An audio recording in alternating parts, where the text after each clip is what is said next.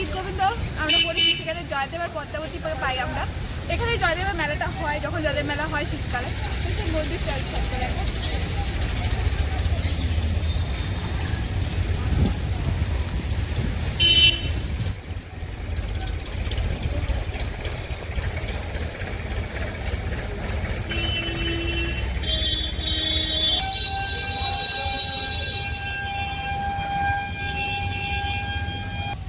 যে মা পদ্মাবতী জয়দেব।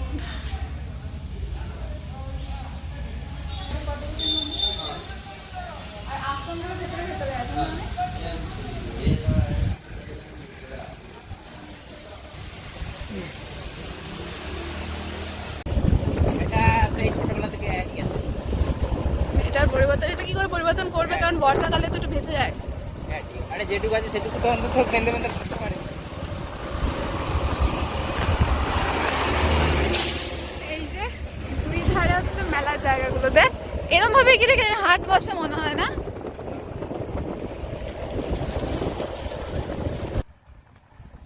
আমরা যে জায়গাটিতে এখন রয়েছি এই জায়গাটির নাম হচ্ছে জয়দেব।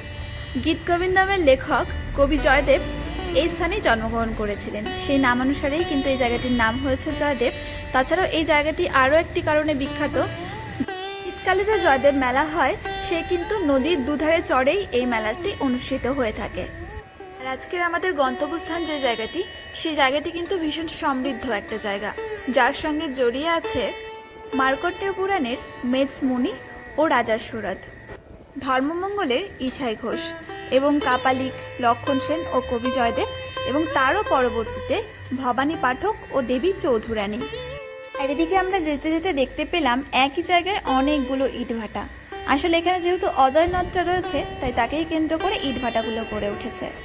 এ থেকে 1 ঘন্টার দূরত্বে গুপ্তধনের সন্ধানে পুরোপুরি একটা অ্যাডভেঞ্চার পরিপূর্ণ সফরে রওনা দিয়ে দিয়েছিলাম আজকে আমরা।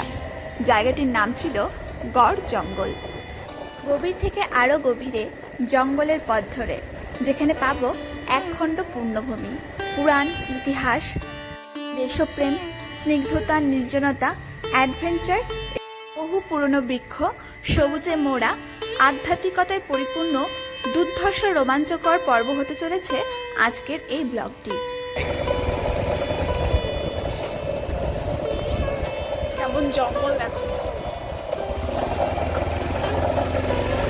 আমরা প্রায় চলে এসেছি গড় জঙ্গলে যে মন্দিরটা আছে তার কাছে, পুরো জঙ্গলের ভিতর দিয়ে। এটা হচ্ছে একটা অ্যাডভেঞ্চার হলো আমাদের আজকে, চরমতম অ্যাডভেঞ্চার। বারবার রাস্তা ঘুরিয়ে ফেলছিলাম আমরা গুগল ম্যাপে দেখে দেখে। এদিকে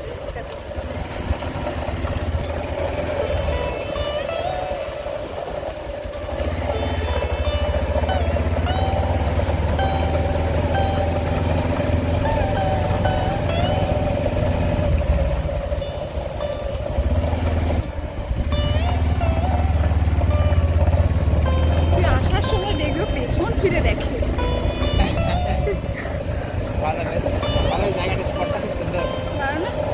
কিন্তু যারা ভয় পায় তাদের জন্য ভালো নয়, হার্ট অ্যাটাক করে জাস্ট।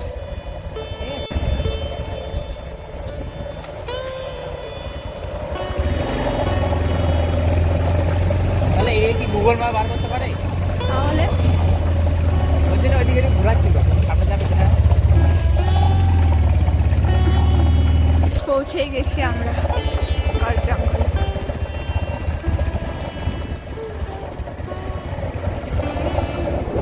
নতুন একটা মন্দির হচ্ছে।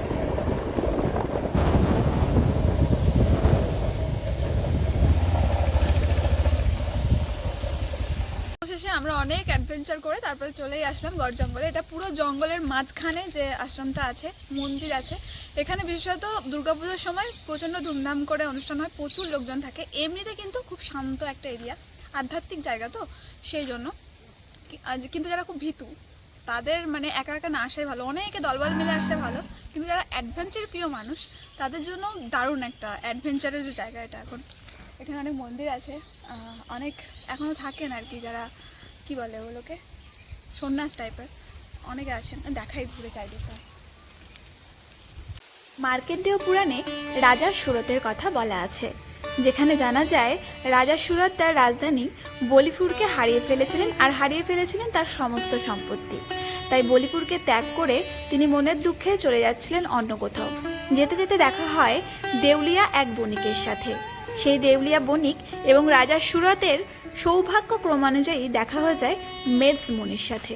এটাই কিন্তু সেই মেধস মুনির আশ্রম, মেধাশ্রম। এবার আমি আপনাদের মাত্র কয়েকটা বছর পিছনে ফিরে তাকাতে বলবো। মহালয়ার সকালে ডিডি বাংলায় যে মহালয়ার অনুষ্ঠানটি দেখানো হতো, এখানে প্রথমেই দেখা যায় দুজন সর্বশান্ত হয়ে যাওয়া মানুষ, একজন মণি ঋষি স্বর্ণপন্ন হন এবং তিনি তখন তাদেরকে মা দুর্গার মহিমা বর্ণনা করে শোনাতে থাকেন। মা দুর্গার সমস্ত বর্ণনার পর মুনি ঋষি রাজা সুরতকে মায়ের আরাধনা করতে বলেন।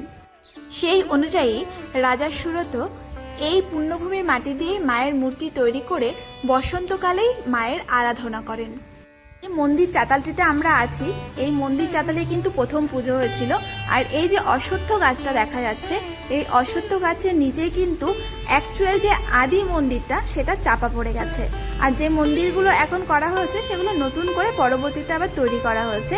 এই তথ্যটি আমাদেরকে জানান এই পুরোহিত দাদু।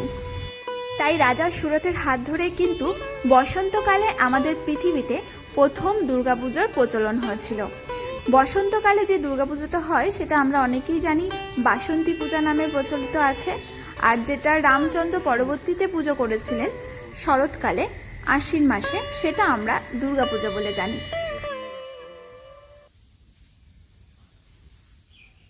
কত পুরনো কাজ, এইটা অনেকেই জানে না, আমি নিজেও জানতাম না যে অশ্বত্থ গাছের নিচে এইভাবে মন্দিরটা, অ্যাকচুয়াল মন্দিরটা একটু ঢাকা পড়ে গেছে। আমরা যেটা দেখি সেটা পরে তৈরি করা হয়েছে।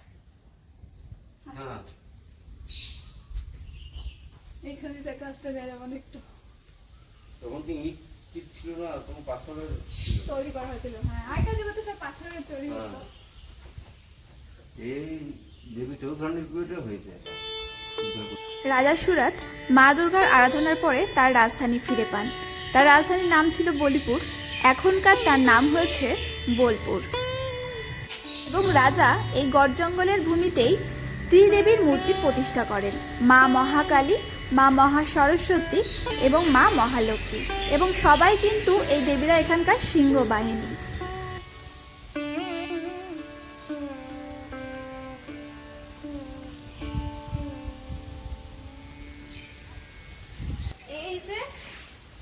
এই যে মা দুর্গাটা আমরা দেখতে পাচ্ছি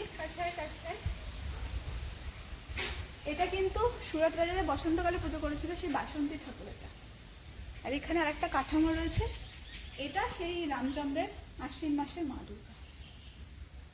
6 মাস অন্তর অন্তর পুজো হচ্ছে এখানে দুবার। দাঁড়ান। আচ্ছা, আমরা এখানে যে সন্ন্যাসী দাদুর সাথে অনেকক্ষণ গল্প করলাম, অনেক কিছু টপিক জানতে পারলাম। উনি আমাদের 2 টাকা প্রসাদ দিয়েছেন, বাতাসা দিয়েছেন। আর এই যে জায়গাটা পুরো ফাঁকা আছে, এটা হচ্ছে, আমি বাসন্তী পুজোর সময় কখনো আসিনি, আমি জানতাম না এখানে বাসন্তী পুজো হয়। তবে অবশ্যই শুনেছি যে সুরত রাজা যেহেতু যুক্ত এখানকার সঙ্গে ইতিহাস পৌরাণিক ব্যাপারের সাথে, অবশ্যই বাসন্তী পুজো তো হবেই, কারণ তখনই তো প্রথম দুর্গাপুজো শুরু হয়েছিল। আর দুর্গাপূজার সময় কিন্তু আমি দেখেছি এখানে প্রচুর টুরিস্ট আসে, বড় বড় বাস গাড়ি তো থাকে, আর এগুলো পুরো মেলা বসে। আর অষ্টমী নবমী 2 দিন কিন্তু খাওয়ানো হয়, মানে খিচুড়ি মহোৎসব হয়। তো আমরা এই রাস্তাটা ধরে আবার কিছুটা চলে যাব, ওদিকেও বেশ কিছু মন্দির আছে, সেটাও দেখে নেবো।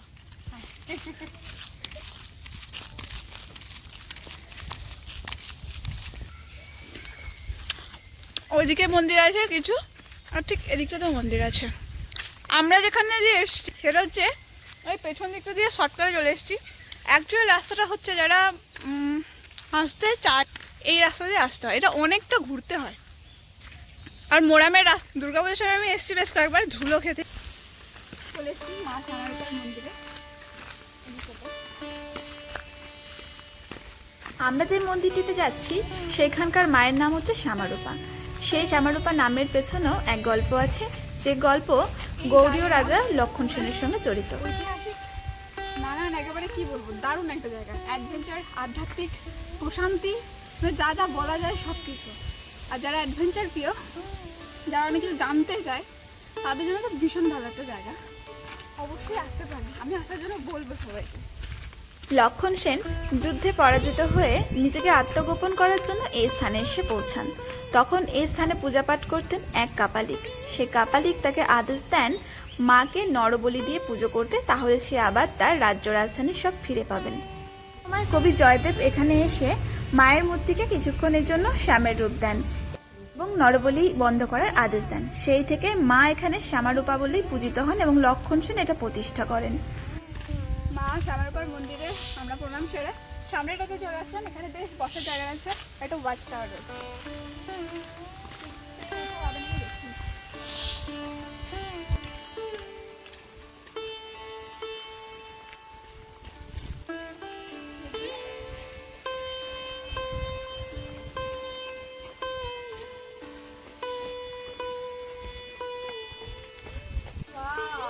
এখান থেকে শুরু কর। মনে হচ্ছে কতটা উপরে উঠেছি, গাছগুলো সব ছোট ছোট হয়ে গেছে। বর্ষার দিনে পাহাড় যেমন লাগে, বনটা তেমনি সুন্দর। যেটা বলার ছিল, এটা হচ্ছে অজয় নদের এলাকা। ও এই জায়গাটা অ্যাকচুয়াল হচ্ছে পশ্চিম বর্ধমান জেলার পড়ছে অন্তর্গত এটা, কিন্তু আমাদের বীরভূম থেকে খুব কাছে। বিশেষ করে আমাদের যে এরিয়াটা আছে সেটা বর্ধমান আর বীরভূমে তো সীমান্ত লাগানো, সেখান থেকে তো ওখান থেকে বেশি দূর না এসছি। তো এই অজয় নদটা আগে কিন্তু এখান দিয়ে গেছিলো, একটু আগে উনিও বললেন, আমিও শুনেছি একদম নাকি এই পাশ দিয়ে গেছিলো, তারপর থেকে সরতে সরতে সরতে সরতে এখন অনেকটা দূরে গেছে।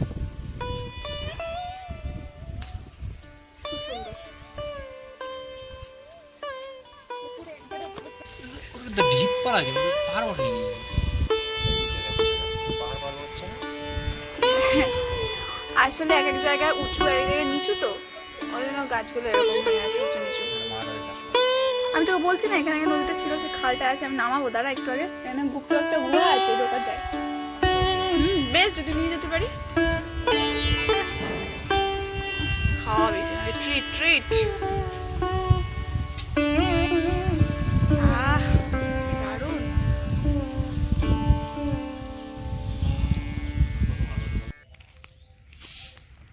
এইদিকে হচ্ছে সুরঙ্গ পথ।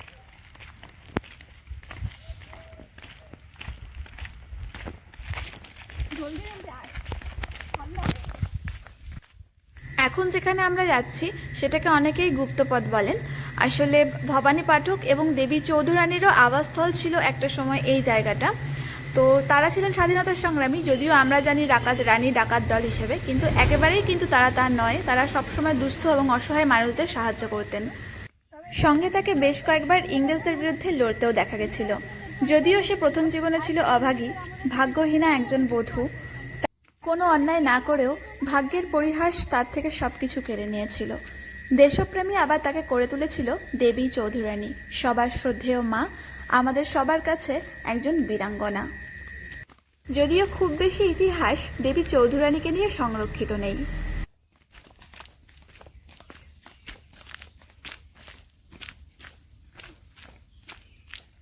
এই যে এটা অনেকটা যাওয়া যাবে, আমরা যাচ্ছি না, আমি হাঁপিয়েও যাচ্ছি আর আমাদের বাড়িও ফিরতে হবে।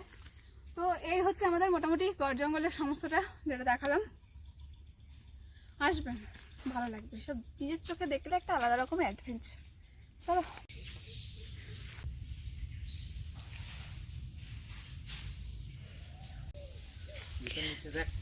দাঁড়া, বাবুল কাম নাকি? মা লক্ষ্মীর অষ্টদশ পূজা, মানে অষ্টাদশ মানে তো 18টা।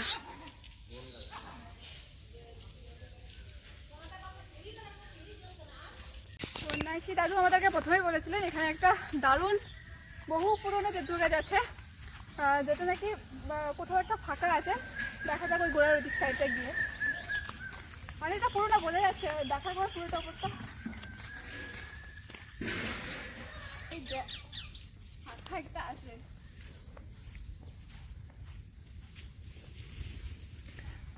হচ্ছে সে ফাঁকা যেটা নাকি ওপর এইরকম ভাবে দেখা যায়। আমি জানি না ক্যামেরাটাতে দিচ্ছি কতটা দেখা যাচ্ছে, পুরোটাই ফাঁকা, উপরটা দেখা যাচ্ছে কিনা আমি জানি না।